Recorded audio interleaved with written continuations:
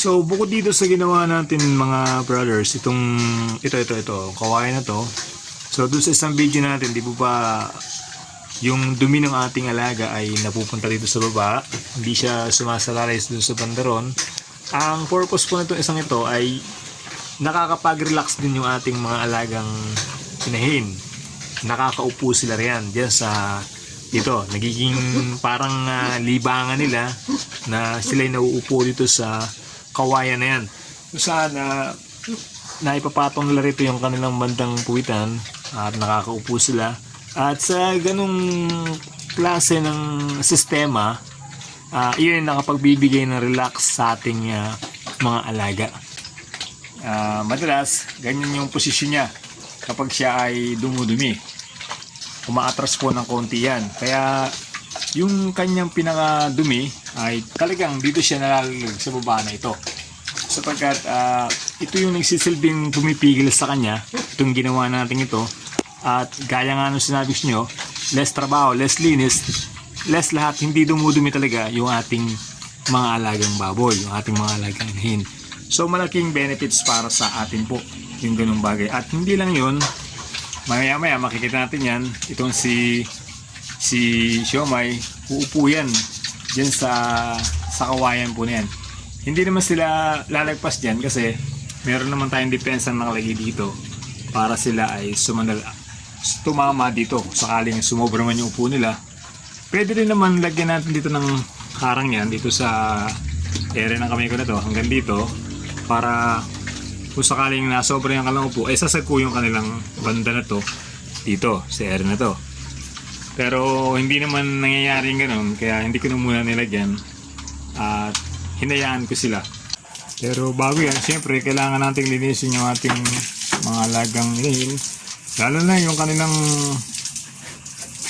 kanilang bahagi, yung kanilang puwitan. Kasi po, ano yan, madalas, siyempre, pag sila nagwiwiwi, sila dumudumi, yan yung pinaka-area na mabaho para sa kanila.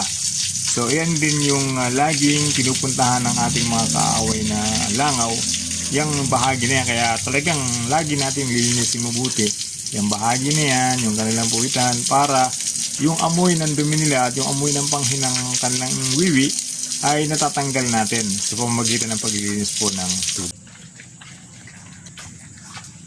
So ayan mga brothers, nakita niyo po nakaupo si Siopaw.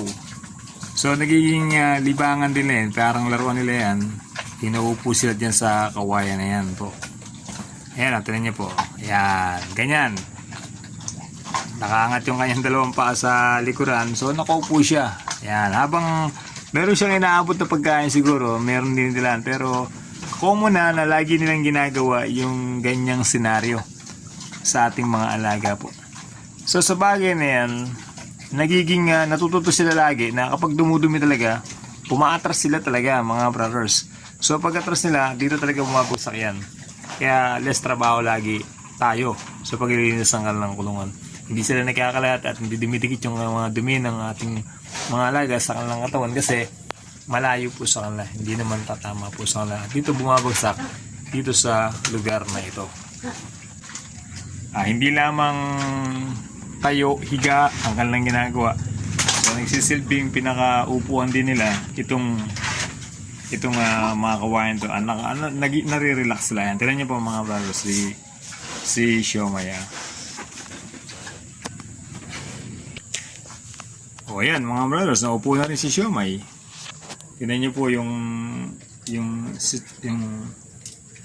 sitwasyon. So tignan niyo po common na laging ginagawa ng ating mga alaga. At hindi lang yan, kinikis-kis pa niya yung kanyang bandang hita sa yung kanyang pigi diyan sa kawayan na yan kapag siya ay yung parang kinakatis siya. So ayan, kinakaskas niya talaga dyan yan. So doon nare-relax natin yung ating mga alagang breeder. Tingnan niyo po mga brothers.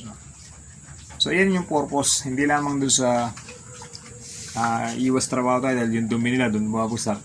So ganyan din, nakakaupo yung ating mga alagang inahin dyan sa mga kawayan po niya. So sana naibigan nyo yung ating video mga brothers. So Simpleng video, simpleng kwento lang ito mga brothers, pero nakakatulong sa ating mga alagang inahin. Itong ginawa po ng natin na ito para sa kanila. Bukod sa safe yung mga dumi nila, hindi sila dumudumi. So nakakadagdag din sa kanila. Tingnan niyo po, nakaupo sila doon sa mga kawayan na yan. So yun lang mga brothers, maraming salamat po sa inyo. Subscribe niyo po yung ating channel, My Brothers Santa Pig. At marami pa po tayong pag-uusapan patungkol sa pag-alaga po ng hayop. Lalo na po sa pag-alaga natin ng ating mga inahin at ng mga piglets po natin, ng ating mga alagang baboy. Salamat po sa inyo. God bless.